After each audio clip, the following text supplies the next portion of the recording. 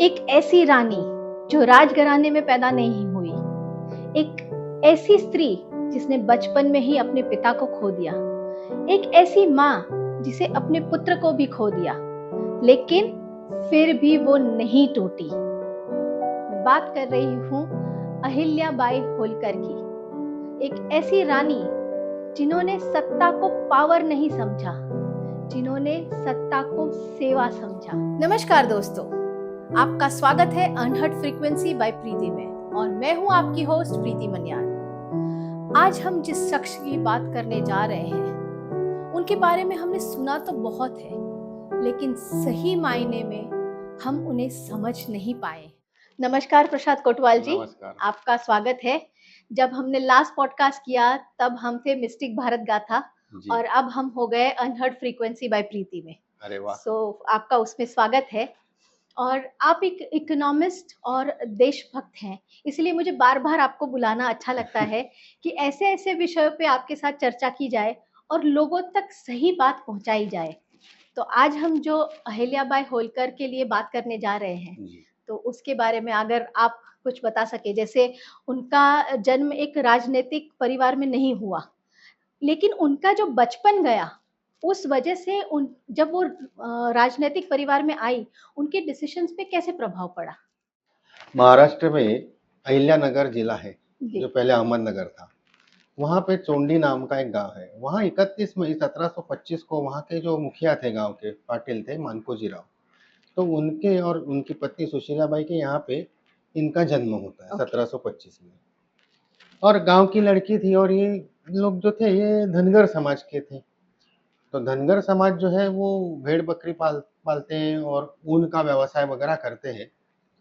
और वैसे देखा जाए तो धनगर समाज वैसे सशस्त्र समाज हमेशा से रहा है, जानवरों से वगैरह जो अपने भेड़ बकरियों को गायों को वगैरह बचाने के लिए वैसे रहा ही है।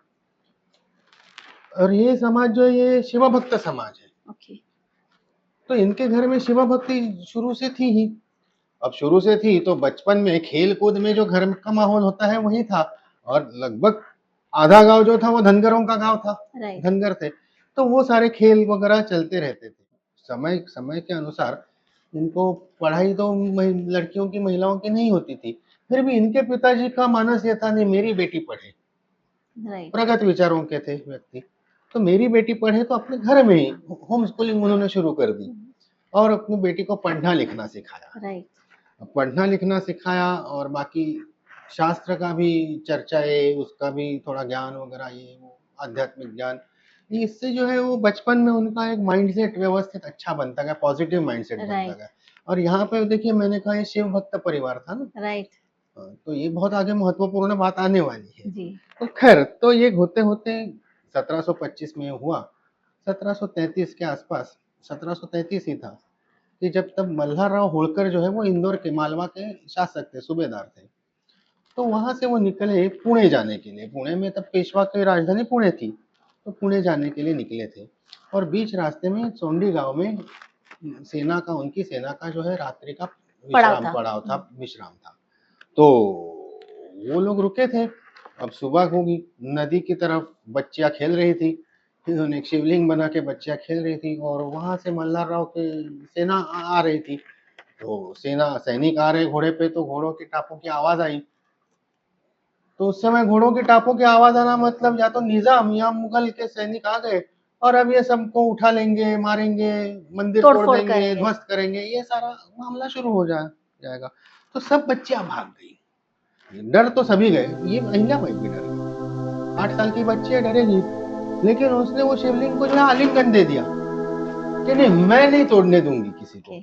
और तब तक मल्हारराव आ गए। उन्होंने देखा कि उनको भी बड़ा आश्चर्य लगा कि इतनी छोटी सी बच्ची है लेकिन ये वीर है, बहादुर है, वीर है। और उनके पुत्र भी तब लगभग 13-14 वर्ष के, 15 वर्ष के थे, खंडेराव, मल्हारराव के पुत्र। तो उन्होंने सोचा कि नहीं, ये लड़की जो है ये मेरी बहू बनने के बड़े काबिल है, ये बहुत सक्षम है, इसमें योग्य बहू मिल रही है मुझे। तब इन्होंने जाकर के जो है इनके पिता मानकोजी राव से बात की और मानकोजी राव से बात की तो मानकोजी राव को या उनकी पत्नी को तो कोई इसमें आपत्ति होने का प्रश्न ही नहीं था कि अपनी बेटी राजघराने में जा रही है तो कौन माता पिता कहेंगे कि मत जाओ। और फिर वो उनके विवाहबद्ध 1733 में होते हैं। लेकिन इनकी जो पढ़ाई में रुचि रही और विविध प्रकार की विद्याएं ग्रहण करने में इनकी रुचि रही, मल्हारराव ने देख लिया था और फिर विवाह के बाद भी ये जानते रहे। हालांकि उनकी जो पत्नी थी पटरानी मल्हारराव की, गौतमाबाई, जिनके पुत्र हैं खंडेराव, तो वो तो अपनी बहू को आगे उसमें वो अगली पटरानी देख रहे थे ना अपने राइट। राज्य की, तो उनको वो पटरानी बनने के लिए शिक्षा दे रही थी गौतमाबाई। लेकिन मल्हारराव इनमें इनकी खूबियां देखते हुए इनको राजनीति, शस्त्र शास्त्र सब विद्या देने के पीछे लगे हुए थे। तो एक प्रकार से देखा जाए तो इनका, भले ही ये कोई राजघराने से नहीं आई, लेकिन इनके अंदर के जो गुण देखे गए, मल्हारराव ने जो देखे, उसके कारण इनका राज परिवार में विवाह होता है। ओके। और आगे इनकी शिक्षा में जो रुचि थी और ये जो बुद्धिमान, इनकी बुद्धिमत्ता भी थी, अच्छा स्वभाव भी था, स्वभाव भी बहुत दयालु स्वभाव की थी। तो ये सब देखते हुए मल्हारराव ने इनको विशेष रुचि लेते हुए उनको राजनीति, राजपाट वगैरह ये सब समझाना मतलब ये सबके शुरू किया। विरोध के बावजूद उनको सब सिखाया। बिल्कुल, और दरबार में भी विरोध, मतलब इसके लिए समर्थन भी था और विरोध भी था। राइट। फिर भी घर में भी था, फिर भी ये होते हुए भी उन्होंने सब सीखा और शायद यही वजह है कि वो उनके डिसीजंस में दिखता था। देखता तो था। प्रशांत जी, ये मतलब उनका जो लालन पालन है बहुत अलग तरीके से हुआ, तो उनका वैवाहिक जीवन कैसे रहा? उनका वैवाहिक जीवन जैसे सामान्यतः वैवाहिक जीवन होता है वैसे ही रहा। खैर मैं अनुभवहीन हूँ इस विषय में, लेकिन लोगों से सुनता हूँ तो ये ऐसे लगता है। लेकिन खैर अपनी जगह, मजाक अपनी जगह, लेकिन ऐसा है कि उनको एक पुत्र हुए, खंडेराव और अहिल्याबाई को, मालोजी राव, और 3 साल बाद एक पुत्री होती है, मुक्ताबाई। ओके। लेकिन तब तक क्या हुआ था, इनका बाकी वैवाहिक जीवन ऊपर नीचे जैसे सामान्य चलता है वैसे चलता रहा। कभी कुछ बीच में खंडेराव ने दूसरा विवाह कर लिया, तब बिल्कुल एक्सेप्टेड थी बात, लेकिन फिर भी जो भी एक पत्नी के मन में चलता होगा वो चला होगा, राइट। तो उससे आगे बढ़ते रहे। लेकिन इनकी में जो मैंने अभी कहा ना कि जो शस्त्र विद्या, युद्ध कला, राजनीति वगैरह, इनमें जो इन्होंने जो उसका क्वालिटीज थी। शिक्षा जो इसने प्राप्त की थी, तो खंडेराव अपनी पत्नी को कई बार अपने साथ युद्धों में मुहिम पे ले जाते थे। तो वैसे ही एक मुहिम पे गए, कुम्हेरगढ़ को घेरा घेरा डाला था और कुम्हेर पे हमला करने के लिए गए। जैसे कई बार चौथ की वगैरह भी लड़ाई होती थी, मतलब आधिपत्य की लड़ाई होती थी, तो उसमें गए थे। तो जब एक बार खंडेराव वहां पे घेरा था, घेराबंदी थी, उसमें अपनी पालकी में बैठ करके अपने स्वयं की सेना का जब निरीक्षण कर रहे थे, तो कुमेर के गढ़ से एक तोप से गोला दागा गया जिसमें खंडेराव की हत्या कर दी। ये घटना 1754 की है। 1725 का इनका जन्म है, 1754 मतलब पूरे 30 वर्ष की भी नहीं थी। 21 साल में ही विधवा हो गई। 29 साल में थी तब वो विधवा हो गई। 29 साल, हाँ बराबर। विवाह को 21 साल हुए, हाँ, विवाह को 21 साल। तो विधवा हो गई। अब दुख तो सबको था ही। अब ये सती जाने के लिए तैयार होती है, अहिल्याबाई। और जब अहिल्याबाई सती जाने तैयार होती है तो मल्हारराव और गौतमाबाई उन्हें रोक लेते हैं कि नहीं, तुम सती नहीं जाओगी। तो उसके बाद वो समझ जाती है, ठीक है, अपने सास ससुर की बात मान लेती है, लेकिन अपनी एक शपथ ले लेती है कि मैं सती नहीं जाऊंगी, किंतु आज के बाद मैं एक बिल्कुल जोगन का जीवन जीऊंगी और राष्ट्र की सेवा करूंगी। प्रशांत जी, जैसे शासन उन्होंने संभाला हम्म, और 18वीं सदी पुरुष प्रधान थी, जी तो ऑफ कोर्स हमने जैसे बात की कि विद्रोह काफी था, जी तो वो विद्रोह के बावजूद उन्होंने अपनी सत्ता को अच्छे से चलाया, नहीं स्थापित भी किया और बहुत अच्छे से चलाया। जी। ऐसा हुआ है कि 1754 से लेके 1766 तक मल्हारराव थे। मल्हारराव की मृत्यु 1766 में हुई। ओके। तो तब तक तो वो जो भी 12 वर्ष का समय गया, एक तब का समय गया, उसमें अहिल्याबाई को अपने आप को अपनी ही दरबारियों में, अपनी सेना में व्यवस्थित रूप से प्रस्थापित करने का एक अवसर अच्छा प्राप्त जी हुआ। जी। और मल्हारराव ने उनका पूरा सहयोग किया, उनको प्रमोट भी किया ना उन्होंने। राइट। वैसे ही तुकोजी राव जो उनके जेठ थे, वो उनके साथ हमेशा एक बड़े भाई की तरह खड़े रहे सारा समय। ओके।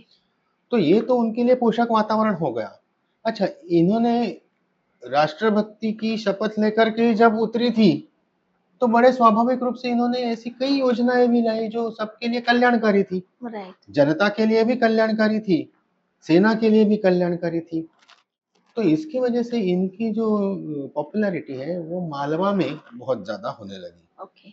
अब 1766 में मल्हारराव की मृत्यु हुई और 1767 में इनके पुत्र मालेराव की भी मृत्यु हो गई। ओह। तो इनको बड़ा दुख हुआ कि अपने ससुर जो पिता ही थे उनके लिए, तो पिता की मृत्यु और फिर बेटे की मृत्यु। लेकिन फिर भी जो राष्ट्रभक्ति, मैंने कहा ना, राष्ट्रभक्ति अपने आप में एक प्रेरणा होती प्रेरणा है, होती है। तो उस प्रेरणा के कारण ही आगे चलती रही। और इन्होंने पेशवा को, तत्कालीन पेशवा मेरे ख्याल से नाना साहेब थे, मतलब बाजीराव के ज्येष्ठ पुत्र, तो उनको पत्र लिखा कि अब मालवा की गद्दी पे मैं बैठना चाहती हूँ। ओके। उसका मालवा में भी विरोध हुआ, विद्रोह तो नहीं हुआ लेकिन विरोध अवश्य हुआ, और पुणे में भी उसका विरोध हुआ। पुणे में उसका विरोध किया था रघुनाथराव पेशवा ने। ओके।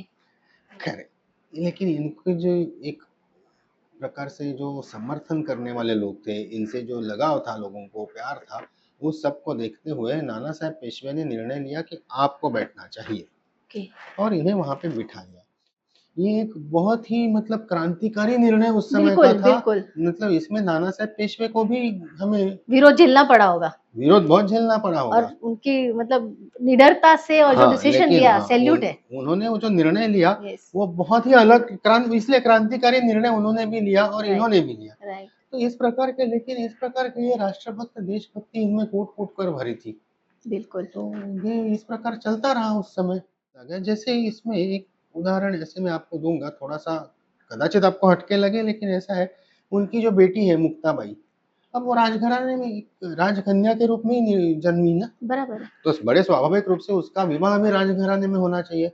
लेकिन उसका विवाह एक ऐसे व्यक्ति के साथ अहिल्याबाई कराती है जो बहुत ही गरीब और साधारण व्यक्ति था, ओह। लेकिन बहुत ही सक्षम काबिल व्यक्ति था।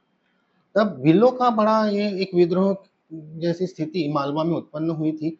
उस विद्रोह की स्थिति को इस लड़के ने जो है बहुत ही कुशलता के साथ संभाला। संभाला, समाप्त भी किया, और समाप्त करने का अर्थ ये नहीं कि सबको मार दिया। मतलब उनको दूरदृष्टिता उनकी उनको कितनी उन थी। हाँ, उन भीलों को जो है उनको अपनी सेना में विलीन कर लिया। विलीन कर लिया, और उनको एक राष्ट्र भावना उनमें जागृत किया। और उनके लिए बड़ी स्वाभाविक बात थी कि अहिल्याबाई ने भी बहुत कुछ किया, राज्य की तरफ से उनके जीवन का स्तर बढ़ाने के लिए भी बहुत कुछ किया। राइट। तो ऐसे व्यक्ति के साथ अपनी बेटी का रिश्ता जोड़ा। प्रशांत जी, जैसे कि हमने अब तक देखा, वो बहुत न्यायप्रिय शासक रही जी, हैं, जी। और उन्होंने बहुत सारी नीतियाँ भी बनाई हैं, उसके बारे में भी बताइए। और एक खास चीज़ कि तब महिलाओं की जो परिस्थिति थी, उनमें बदलाव लाने के लिए उन्होंने क्या-क्या किया? एक बात तो यह है कि अहिल्याबाई, आपने सही कहा कि बहुत न्यायपूर्ण उनकी नीतियाँ रही है। शासन उनका न्यायपूर्ण शासन रहा है। उन्होंने कभी अपना और पराया ये न्याय करते समय नहीं देखा, क्योंकि वो ये मानती थी कि सभी मेरे ही हैं, अपने ही हैं। अब चूंकि वो रानी है, शासक है, तो एक शासक का कर्तव्य है कि अपनी प्रजा की तरह, अपने बच्चों की तरह ही देखना चाहिए, अपने बच्चों को ही उनमें देखना चाहिए। तो सभी मेरे बच्चे, तो मेरा पुत्र और दूसरे किसी का पुत्र, ये कभी उन्होंने इस प्रकार का भेदभाव नहीं किया। हाँ, उन्होंने, देखिए ऐसा है कि जल की कमी नहीं थी मालवा में, क्योंकि पूरी नर्मदा जी बह रही थी। लेकिन जैसे गुजरात में भी जल की कमी नहीं थी, नर्मदा जी बह रही थी, लेकिन वो तो 2001 में 2000 में ना, यहाँ पे कच्छ का हाँ। जो भूकंप हुआ था, उसके बाद जो है मोदी जी वहां पानी ले गए, मुख्यमंत्री थे तो यही स्थिति तब भी मालवा की थी। ओके। और इन्होंने जो है कई जगहों पे मालवा में डैम बनवाए उस समय। उस समय क्योंकि देखिए इनका फोकस बड़ा क्लियर था। जैसा आज के परिप्रेक्ष्य में देखेंगे ना, तो जिस प्रकार से 2014 से जो इस सरकार का जिस प्रकार से फोकस है ना, मैं ये मानता हूँ कि इनका जो है अहिल्याबाई का अध्ययन बहुत ज्यादा है इस सरकार का। ठीक है, तो अहिल्याबाई ने जो किया उसी की एक प्रकार से उसी को रेप्लिकेट करना ये चल रहा है सरकार का, ये भी मैं मानता हूँ। ठीक है, कुछ बातें स्वाभाविक है, अलग होंगी ही एज के साथ, हाँ, सिचुएशन के साथ। लेकिन जैसे सरकार ने आते ही सबसे पहला फोकस केंद्रित, अपना ध्यान कहाँ केंद्रित किया, तो अर्थव्यवस्था पे। ठीक है, हमारे भारतीयों को सक्षम बनाना, राइट। इस पे जो अहिल्याबाई ने भी किया था। ये इरिगेशन सिस्टम उन्होंने अपने मालवा में शुरू किया, डैम बनवाए, कई जगहों पे तालाब, कुएं वगैरह, मतलब मुख्य रूप से जल समस्या जो थी उसको समाप्त किया, और मालवा के किसानों को इतना पानी उपलब्ध करवाया कि वहां पे खुशहाली हो, हरियाली हो। ग्रीन रेवोल्यूशन कह सकते हो उसे तब था। यस यस पंजाब का पहला ग्रीन रेवोल्यूशन नहीं था तो ये मालवा में हुआ था, ये भी कह सकते हो। करेक्ट। तो तब के समय का ग्रीन रेवोल्यूशन तो पहले, और देखिए कृषि प्रधान देश था ही तब हमारा, तो इसलिए स्वाभाविक रूप से किसानों के और कृषि के ऊपर ही उनका ध्यान अधिक रहा। लेकिन केवल उतना ही नहीं रहा, तो उन्होंने अन्य व्यवसायों को भी जो है बढ़ावा दिया। उसके लिए लागत लगती थी तो वो लागत राज्य कोष से भी दिलवाई। और सबसे बड़ी बात जो आपने पूछी थी ना महिलाओं के विषय में, तो देखिए महिला अभी अभी हाल में आपने हमने सबने ये संसद में बवाल देखा, ठीक है। 33% हाँ, रिजर्वेशन। ठीक है, वो बवाल हमने देखा। लेकिन आज से 250-300 वर्ष पहले मालवा आप महिला होने के कारण आपको ये अच्छी तरह से जानकारी होगी, महेश्वरी साड़ियाँ आती है, बड़ी जी आज भी फेमस है। जी जी। ये महेश्वरी साड़ियों का कोऑपरेटिव कारखाना अहिल्याबाई लगवाती है, ओके, महिलाओं का। महिलाएं चलाती है। जी, सेल्फ हेल्प ग्रुप आज जैसे बनते हैं वैसे सेल्फ हेल्प ग्रुप बना। वहां पे लूम लगे, ओके। जिसके लिए अहिल्याबाई ने पैसे दिए अपने वेतन से, राज्य कोष से नहीं। और उससे महिलाओं का ये मूवमेंट शुरू होता है। उसका विरोध तो हुआ ही होगा, बट ऑब्वियस। लेकिन फिर भी उस विरोध के आगे सब महिलाएं चली। सारी महिलाओं ने एकत्रित आकर के एक मूवमेंट बनाया इसको। और ये मूवमेंट बना के आज चित्र सामने की इतने 250 पौने 300 वर्ष बाद भी महेश्वरी साड़ियाँ विश्व भर में सुप्रसिद्ध हो गई यस है। यस। तो ये एक बात थी। वैसे उन्होंने विधवा पुनर्विवाह की जो ओह। कानून बनाया, वो मालवा पहला राज्य रहा ओके इसने विधवा पुनर्विवाह को अनुमति दी ओके। और विधवाओं को अपने पति की संपत्ति पे अधिकार दिलवाया, जो उन्हें नहीं मिलता था। नहीं मिलता था। जिसके कारण उनका जीवन बहुत, विधवा होने के बाद बहुत ही खराब स्थिति में चला बिल्कुल। जाता था। और वैसे ही यदि कोई समस्या हो तो विधवा को बच्चा दत्तक लेने की, गोद लेने की अनुमति मालवा ने पहले दिलाई। ये ऐसा है, जब पिता ऐसे प्रगत थे, ससुर ऐसे प्रगत विचारों के थे, इवन पति ने भी तो पति वही। भी इतने हाँ प्रगत विचारों के थे, सास भी उनकी प्रगत विचारों के थे, तो बिल्कुल, ये भी स्वाभाविक था कि ये होनी ही थी। होना ही था। तो इस प्रकार से इतना मतलब हम सोच नहीं सकते कि इन्होंने यहाँ तक कि सेना में महिलाओं के दस्ते बनवाए, ओह। सैनिक, महिला सैनिक। हम अभी कह रहे हैं, इतने वर्षों तक हमारी इंडियन आर्मी में भी इसके ऊपर बहस चली है। राइट। हमने सबने वो गुंजन सक्सेना वाला वो एक फिल्म आई थी, वो भी देखी, तो उसमें भी कुछ बातें दिखाई। चलिए मैं फिल्म के साथ जाता नहीं हूँ क्योंकि जो पढ़ता हूँ उसमें अधिक सत्य मैं मानता हूँ, जी लेकिन फिर भी वैसे कुछ हुआ होगा, स्वाभाविक है, क्योंकि किसी भी बदलाव का जो है ना उसको रोकने का प्रयास वो बहुत हर होता है, जगह होता है। तो वो हुआ रहेगा। लेकिन फिर आप सोचिए कि उस समय, उस जमाने में उन्होंने महिलाओं के दस्ते बनवाए थे। कदाचित महिलाओं के दस्ते बाहर मुहिम पे नहीं जाते होंगे, लेकिन जब पुरुष मुहिम पे गए तो राजधानी और बाकी राज्यों का, बाकी राज्य की सुरक्षा। सुरक्षा किसके जिम्मे? राइट। तो महिलाओं के जिम्मे। इसलिए महिलाएं थी तो महिलाओं के दस्ते बने। इस प्रकार से इनका बड़ा मतलब हमें हर मोड़ पे और हर समय, हर युग में बिल्कुल प्रभावित करने वाला जीवन रहा है, ये मैं मानता बिल्कुल हूँ। बिल्कुल, बहुत सारी नीतियां उन्होंने जो की, वो समाज को ध्यान में रखते हुए, और बिल्कुल, प्रगतिशील नीतियां रही। बिल्कुल समाज कल्याण और समाज का जीवन स्तर बढ़े। बिल्कुल। समाज का जीवन स्तर केवल पैसों से नहीं बढ़ता, तो एक हैप्पीनेस इंडेक्स की बात आती है ना, उस हैप्पीनेस इंडेक्स की तरफ इनका ध्यान रहा है। करेक्ट। ये लोगों में जाके निरंतर आम सभाएं लेती थी, लोगों की समस्या स्वयं जान लेती थी। ओके। ये नहीं कि आपको हमारे मुख्यमंत्री छोड़िए, यहाँ पे कॉर्पोरेटर तक लोगों को जाने नहीं मिलता, ऐसी स्थिति आ गई है। Correct correct. लेकिन ऐसे नहीं था। तो ये एक, इसलिए इन्हें लोक माता, ये मालवा के लोगों ने इन्हें लोक माता, ये एक बिल्कुल प्रकार की पदवी दे बिल्कुल दी। सही पदवी दी है। प्रशांत जी, उनका पूरा जो राजनीति का काल रहा है, वो बहुत शांतिपूर्ण रहा है। ये कूटनीति, राजनीति या ताकत की वजह से रहा? देखिए, मुझे ऐसे लगता है कि पिछली बार हमने एक पॉडकास्ट किया था ना, जी तो उसमें भी ऐसे लग रहा है कि आपके साथ ही बात करते समय मैंने ये कहा था कि एक बार मैंने वो जम्मू के पास आरएसपुरा बॉर्डर आउटपोस्ट है बीएसएफ की, राइट। बिल्कुल इंटरनेशनल बॉर्डर है, तो वहां पे बीएसएफ ने एक सुंदर वाक्य लिख के रखा है जी कि युद्ध की तैयारी, मतलब preparedness for war is the only way to peace, ऐसे लिखा हुआ है। राइट। ठीक है, अब युद्ध के लिए तैयार रहोगे तो उसी से शांति आती है।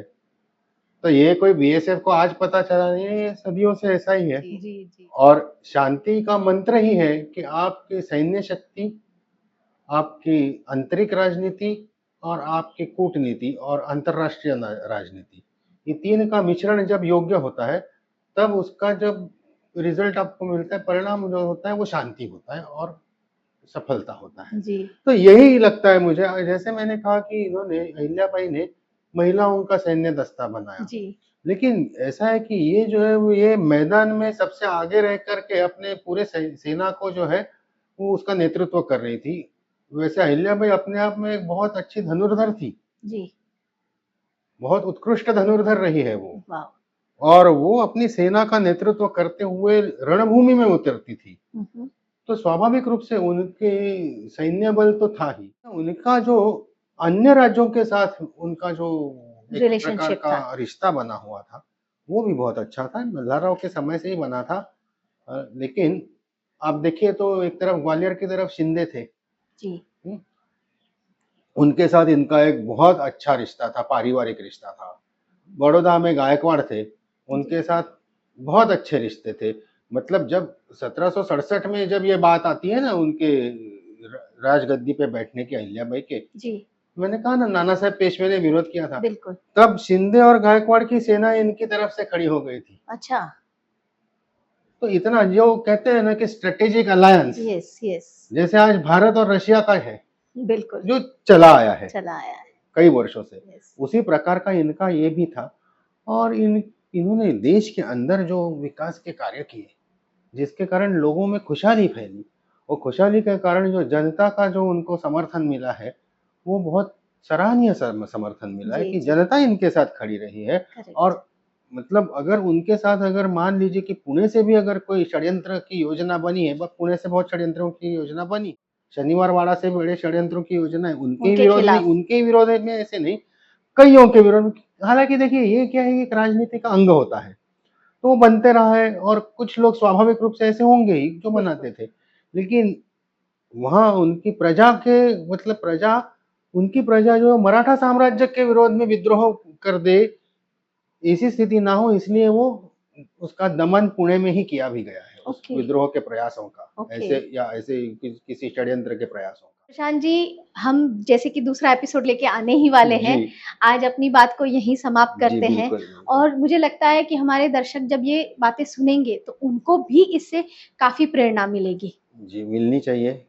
और मैं यही कहूंगा कि लोग स्वयं अध्ययन करना शुरू करें। जी एक बार सुन के जो कोई कह रहा है वो तो संपूर्ण नहीं है। वो बिल्कुल। इतना बड़ा महान जीवन और इतनी महान व्यक्ति के बारे में आप 25 मिनट के, आप 25 महीनों में बात नहीं कर बिल्कुल सकते। बिल्कुल नहीं कर हम सकते। जितनी बात करते रहे उतने कम है, क्योंकि कुछ ना कुछ निकलते आएगा। मेरे लिए भी लोक कल्याण की भावना होनी ही चाहिए बिल्कुल कि मैं कम से कम मेरे कारण किसी को नुकसान ना हो। ना हो, करेक्ट। तो ये भावना हर व्यक्ति में अगर निर्माण हो गई ना, हर भारत के नागरिक में निर्माण हो गई, तो भारत जैसा देश नहीं होगा सुंदर देश। कि ऐसे विषय हमारे दर्शकों तक पहुंचे जी ताकि उनको वो सोचने पे मजबूर करे और वो शायद उनसे प्रेरित होके और उस पे अध्ययन करें। जी बिल्कुल, स्वयं अध्ययन करना जी चाहिए। जी क्योंकि जी वो एक थे ना मेंटस, जी दिखावे पे मत जाओ, खुद की अकल लगाओ। अगर लगाओ। तो वो आवश्यक है कि खुद की अकल लगा के काम करेंगे ना लोग, जी बिल्कुल तब बदलाव आएगा। करेंगे। हम शुरुआत, जैसे कई लोगों ने शुरुआत करी है, हम भी अपना थोड़ा योगदान करते हुए बिल्कुल, आपका बहुत बहुत धन्यवाद। आपका भी बहुत बहुत धन्यवाद। तो दोस्तों, ये थी हमारी अहिल्याबाई होलकर। वो एक रानी नहीं, एक विचार थी, जिनके लिए सत्ता नियंत्रण नहीं, जिम्मेदारी था। जहां पर शासन डर नहीं, न्याय था। इसीलिए शायद समाज उन्हें ना सिर्फ याद करता है पर उन्हें पूजता है। तो ऐसी कई बात और लेकर हम आपके समक्ष आएंगे। आप सिर्फ हमें लाइक करिए, सब्सक्राइब करिए और ये कहानी औरों तक शेयर करिए ताकि लोगों को सच्चाई पता चले। और हमारे साथ हमेशा जुड़ते रहिए। धन्यवाद।